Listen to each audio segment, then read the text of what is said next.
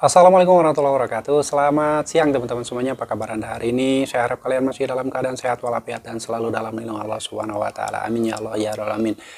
Nah, kali ini yang akan kita bahas adalah beberapa hal yang harus disetting ketika Anda mengalami telat bayar di pinjaman online. Walaupun awalnya mungkin Anda, saya yakin, berusaha untuk tepat waktu membayarkan utang di pinjaman online tersebut, tapi karena faktor ekonomi mungkin saja Anda akhirnya tidak mampu lagi membayar utang di pinjaman online. Dan untuk mengatasi hal itu, untuk antisipasi dari awal, ada beberapa hal yang harus Anda setting agar Anda bisa tetap tenang ketika mengalami telat bayar di pinjaman online tersebut.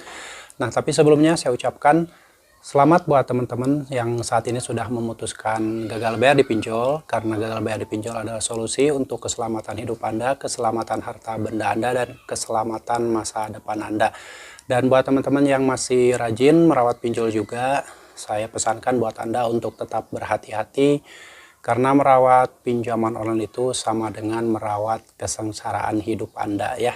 Cuman banyak orang yang belum sadar sehingga saat ini masih terus berusaha untuk merawat utang di pinjaman online. Padahal orang-orang yang merawat utang di pinjaman online itu sampai kapanpun endingnya pasti gagal bayar, endingnya pasti habis-habisan, dan endingnya pasti ada yang dijual.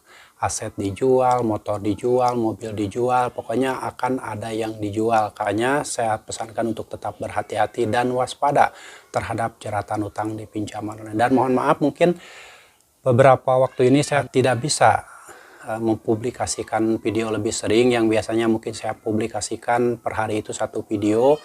Tapi karena saat ini sudah hampir 1 minggu saya masih belum sehat, saya dalam kondisi tidak bisa berjalan secara normal karena seminggu yang lalu ada sedikit keseleo tulang belakang.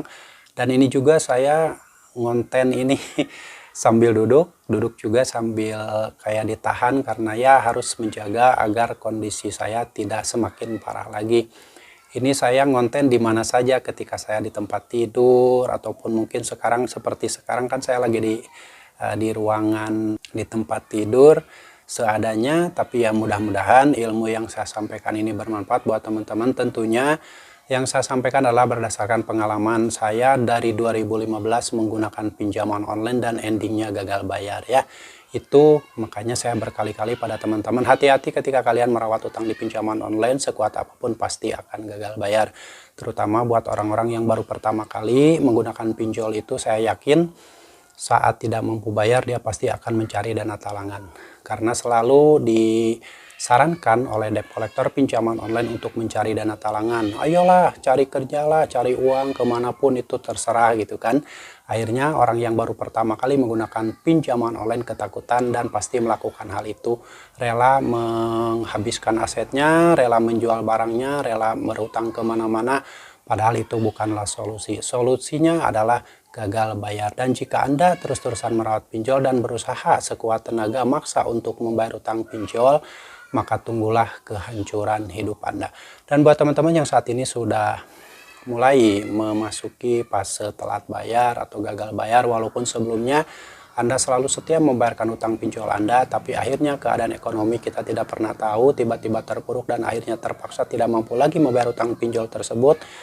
Dan yang harus kalian lakukan adalah ada beberapa hal yang harus disetting dalam arti untuk menyelamatkan kalian agar tidak sampai ngedrop mental, tidak sampai stres karena terus-terusan setiap hari ditagih oleh debt collector pinjaman online yang tidak berperi kemanusiaan. Pada umumnya seperti itu, walaupun kita pinjam uang di pinjol legal, tapi penagihannya yang tidak menyebutkan nama aplikasi itu pasti akan mengeluarkan kata-kata yang tidak sopan, tidak beretika, dan cenderung memaki-maki Anda. Kenapa saya selalu bilang seperti itu? Pengalaman saya ya, saya menggunakan pinjol dari 2015, dan saat saya kesulitan membayar, walaupun awalnya sekuat tenaga membayarkan utang tersebut, saya tidak mampu bayar dan lalu mulai dimaki-maki. Dan kata-kata yang keluar itu tidak menyebutkan nama aplikasinya jika dia mengancam memaki-maki saya. Saya pernah mengalami yang namanya dibilang bangsat, dibilang maling, dibilang menggelapkan duit perusahaan.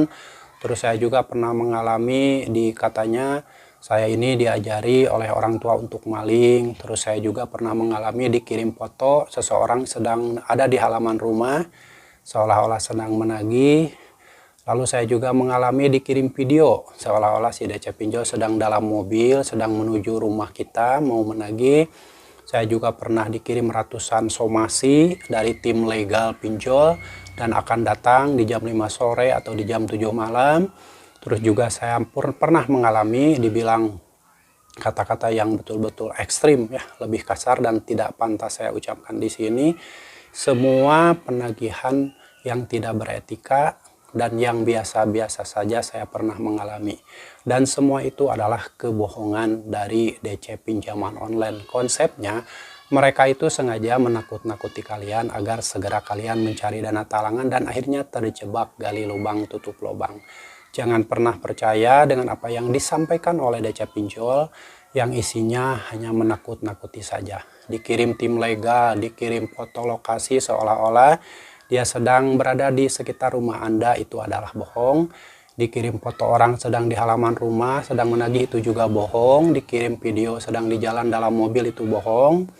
Lalu dikirim tim legal, somasi dan sebagainya, itu juga bohong. Lalu DC pinjol mengirimkan penagihan akan mendatangkan DC pinjol beserta polisi, beserta pendampingan RT RW, pendampingan kepala desa, itu adalah bohong. Semua itu adalah bohong ya. Itu omong kosong dari debt kolektor pinjaman online, karena sebenarnya dia itu takut nasabahnya tidak membayar dan akhirnya dia tidak mencapai target dan kemungkinan dipecat oleh perusahaannya. Itu ya, makanya berbagai upaya dilakukan agar kalian segera mencari dana talangan dan akhirnya hidup kalian semakin hancur. Si DC pinjol tertawa terbahak-bahak karena berhasil membohongi kalian ya. Dan buat teman-teman yang saat ini baru pertama kali dan sudah memasuki fase telat bayar di pinjaman online, saya sarankan buat teman-teman agar men-setting beberapa hal agar kalian mungkin bisa lebih aman, bisa lebih tenang. Yang pertama adalah kalian bisa men-setting WhatsApp kalian. Ketika mulai dikirim penagihan melalui chat WhatsApp atau melalui video call, telepon melalui WhatsApp, kalian bisa setting.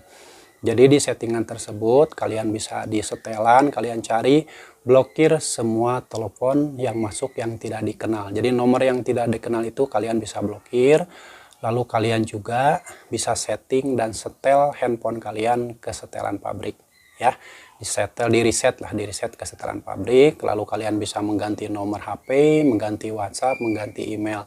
Semua media sosial kalian dinonaktifkan agar tidak terus disebarluaskan oleh DC pinjol dan dipermalukan ya. Dan ada hal penting yang harus kalian setting, harus betul-betul disetting ini ya. Karena DC pinjol itu menyerang mental kalian, menyerang pikiran kalian, menyerang psikologis kalian.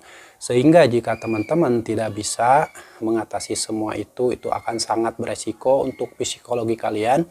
Banyak orang yang sampai depresi, banyak stres dan akhirnya mengakhiri hidup karena dimaki-maki, karena ditakut-takuti, dibohongi oleh debt kolektor pinjaman online ya. Jadi yang harus disetting yang penting adalah pikiran kalian. Coba setting dan atur pikiran kalian agar bisa lebih tenang, tidak usah panikan, tidak usah cepat stres dengan membaca chat WhatsApp, membaca penagihan dari DC pinjol yang faktanya itu adalah kebohongan semata. Tidak usah direspon, tidak usah dibalas, tidak usah dikasih harapan ya. Abaikan semua penagihan DC pinjol dan setting pikiran agar kalian tetap tenang ya. Jangan mau lagi dibodoh-bodohi, jangan mau lagi dibohong-bohongi oleh debt kolektor pinjaman online. Jika kalian sudah tidak kuat mental ketika mulai ditagih dengan chat WhatsApp atau SMS, segera ganti nomor HP, ganti WhatsApp, ganti email, dan reset HP kalian ke setelan pabrik. Dari situ kalian bisa mulai hidup dengan baik-baik saja, hidup dengan normal, aktivitas seperti biasa, cari duit sebanyak-banyaknya, cari uang untuk kembali memulihkan perekonomian kalian. Pikirkan ekonomi kalian, pikirkan kelangsungan ekonomi keluarga kalian ke depannya. Biarlah si pinjol-pinjol tersebut bangkrut dan tidak usah dipikirkan lagi. Orang yang terus-terusan membayar hutang pinjaman online sama saja dengan membiarkan riba terus berkembang di negara ini. Ya, itulah beberapa hal yang harus kalian setting. Dari mulai WhatsApp harus disetting agar memblokir secara otomatis setiap nomor handphone yang masuk. Lalu disetting handphone kalian dengan cara reset HP kesalahan pabrik, ganti nomor, ganti WhatsApp, ganti email. Lalu setting pikiran kalian. Jangan terlalu panik dengan kebohongan-kebohongan DC pinjol yang faktanya hanya untuk menakut-nakuti saja. Oke ya, dari sekarang tetap tenang. Gagal bayar ratusan pinjol, ratusan miliar itu tidak masalah. Jika kalian bisa men-setting pikiran kalian agar tetap tenang dan baik-baik saja. Oke ya, ini saya sampaikan berdasarkan pengalaman saya, dan gagal bayar pinjol itu ternyata hal yang mudah, hal yang simple. Tidak ada ketakutan ketika dari awal kalian sudah men-setting semua itu. Buat teman-teman, sekali lagi tetap semangat. Siapapun Anda yang saat ini mengalami ketakutan dan mengalami permasalahan di dunia ini, tetap saya doakan kalian tetap segera diberi solusi oleh Allah Subhanahu wa Ta'ala dan dikeluarkan dari jeratan utang pinjaman online. Yang pasti kalian harus tetap semangat, perjuangkan masa depan kalian, perjuangkan masa depan keluarga kalian, dan jangan pernah lagi memperjuangkan masa depan pinjaman online. Sampai jumpa lagi di video saya selanjutnya. Wassalamualaikum warahmatullahi wabarakatuh.